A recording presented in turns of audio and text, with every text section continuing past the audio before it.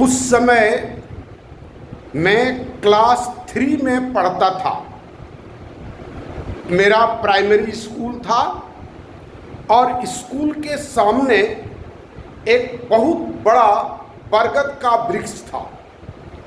हमको लगता है करीब 2000 स्क्वायर फीट 3000 स्क्वायर फीट में उसकी शाखाएं प्रशाखाएं फैली हुई थी। हम लोग सब बच्चे के दिमाग में एक दिन आया और जड़ से खोदते हुए, डाली पर पत्थर से खोदते हुए, निशान बनाते हुए ऊपर पेड़ की शाखाओं पर चढ़ने लगे। एक ने शुरू किया, बाकी ने हम लोग उसको मदद करते थे और रास्ते में जहाँ जहाँ पर शाखा से प्रशाखा निकलता था उस जगह पर एक धार्मिक स्थल का नाम देते थे। ये बैद्यनाथ धाम है। फिर आगे गए खोदते हुए, उस एक ब्रांच इधर एक ब्रांच इधर, 2 डायरेक्शन में खोदते हुए गए और रोज थोड़ा थोड़ा करके खोदते थे। एक ड्यूटी था, आधा घंटा पहले स्कूल आ जाते थे और हम लोगों का वही काम था। सभी बच्चे, हम लोगों का जितना क्लास में 9 साल 10 साल के बच्चे होंगे सब, और जितनी शाखाएं फिर खुलती थी तो ये बासुकीनाथ है, ये चूटोनाथ है, ये पुरी है, ये काशी है, ये गया है, और सभी शाखाएं एक दूसरे के ऊपर फैला हुआ था। मतलब एक शाखा से दूसरे शाखा में आप चढ़ करके पूरा पेड़ का आप चक्कर लगा सकते थे। और इस तरह से बहुत सारा तीर्थ स्थल हम लोग बनाए थे और सब उस तीर्थ स्थल को बच्चा लोग, हम लोग सब बच्चे थे, याद भी रखते थे, बल्कि उसको रिवाइज भी करते थे। इसका क्या नाम है तो बैद्यनाथ धाम, इसका क्या नाम है तो बासुकीनाथ, इसका क्या नाम है। और रोज हम लोग स्कूल आने से पहले नया नया शाखा पर खोदते थे, नया नया तीर्थ स्थान करते थे और रोज एक बार भ्रमण करते थे। अगर कोई बच्चा लेट से आता था तो उसको पूछते थे कि तीर्थ किया, और इस तरह का प्रसंग था। और आपको ये घटना सुन करके आपको हंसी आएगी ना, जो 9 साल 10 साल का बच्चा में ये क्या बात था। उसको तीर्थ स्थान मानते थे और रोज तीर्थ स्थान करते थे, पूरा आस्था और विश्वास के साथ। लगता था कि हाँ, आज का काम हमारा पूरा हो गया। अगर किसी दिन नहीं होता था तो लगता था कि नहीं हुआ। पूछता था कि तुम आज तीर्थ किया, तुम आज तीर्थ किया, और हम लोग जाते थे, इस तरह से तीर्थ करते थे। समय गुजर गया, वो बर का वृक्ष भी खत्म हो गया, हम लोग बड़े हो गए।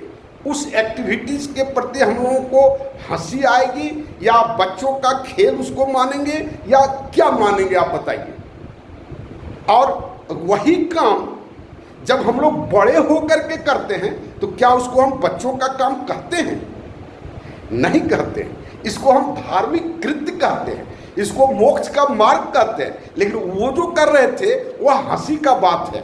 जो बच्चे लोग ऐसा करते थे, अरे खेल है, वो खेल खेलता है बच्चा, है ना, टीचर लोग कहते थे। लेकिन उसका अंत कैसे हुआ पता है? एक बच्चा एक दिन गिर गया, उसका हाथ टूट गया। हम लोगों को सबको लाइन में खड़ा करके मास्टर जी थे, ले डंटा ले डंटा ले डंटा, और वो धर्म का बुखार, वो तीर्थ का बुखार उतर गया। तो कहने का मतलब ये क्या है कि हम लोग धर्म के नाम पर जो वो काम था वो बच्चे का काम था, और वही काम हम लोग बड़ा होकर के भी कर रहे हैं, वही काम हम लोग कर रहे हैं। कोई तुक नहीं है। जो हम लोग ये जो क्रियाकलाप जो करते हैं, जितना पहुंचे हुए लोग हैं सब ने ये कहा है कि ये नहीं है, ये वास्तविक धर्म नहीं है, ये टैग वाला धर्म है। और टैग वाला धर्म वो अहंकार का समूह है। चाहे जो कोई भी टैग आप लगा लीजिए, किसी के पीछे कोई टैग लगा लीजिए, वो वास्तविक धर्म नहीं है। और धर्म के पीछे जो क्रियाकांड को, जो कर्मकांड को लोगों ने जोड़ा, वो कर्मकांड को केवल उस भावना को जिंदा रखने के लिए जीवन के साथ उसको जोड़ दिया। कभी समय था जब जोड़ने का उपाय नहीं था। आज तो बहुत सारा साधन है, बहुत सारा विवेचना करने का माध्यम है। और इसके बाद मानसिकता की जहाँ तक बात है, आप एक उदाहरण आप देखेंगे, कालिदास सबसे महामूर्ख था। सभी विद्वानों ने मिलकर के सबसे बड़ा मूर्ख खोजा था और उसको शब्द का जाल पहना करके सबसे बड़ा विद्वान घोषित कर दिया। ये है क्या, ये सब है नौटंकी। आप देखेंगे वास्तविकता और जो कहे जो बच्चों का जो हम लोगों का खेल था वो कब तिरोहित हो गया, जब हम लोगों के सामने पेट की बात आई, नौकरी की बात आई, कंपटीशन की बात आई। तो आज अगर उन बच्चों का जो बड़े हो गए हैं, कोई 65 साल के हैं, कोई 62 साल के हैं, अगर उनको आज पूछेंगे तो हंसेंगे कि हम लोग क्या करते थे। उसी तरह से दुनिया से जब गुजरेंगे अंतिम क्षण में, तब भी आपको यही एहसास होगा कि हम लोग धर्म के नाम पर क्या किए और क्या करते रहे।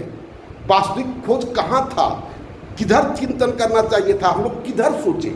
हर मनुष्य एक कह सकते हैं कि चक्रव्यूह बना करके रखा है अपने चारों ओर। एक आर्थिक चक्रव्यूह, एक मानसिक चक्रव्यूह, एक राजनीतिक चक्रव्यूह, एक धार्मिक चक्रव्यूह, और उन चक्रव्यूहों में केवल अपनी सुरक्षा के लिए, जो हमको कुछ न करना पड़े, हमारी ऊर्जा कहीं भटके नहीं, हमारी ऊर्जा कहीं पर खोज में न निकल पड़े, हमारी ऊर्जा कहीं किसी पर संदेह न करे। संदेह खोज का कारण होता है, खोज उपलब्धि का कारण होता है। ये सारी बातों को आप देखें, सोचें गंभीरता से, और माई न्यू सोशल सिस्टम को देखें। इन सभी सोचों के अनुरूप हमने एक सामाजिक संरचना बनाई है, और उसको जमीन पर उतारने के लिए जितना जल्दी हो उसे मेरे साथ जुट करके उसको शुरू करने में मदद करें। धन्यवाद।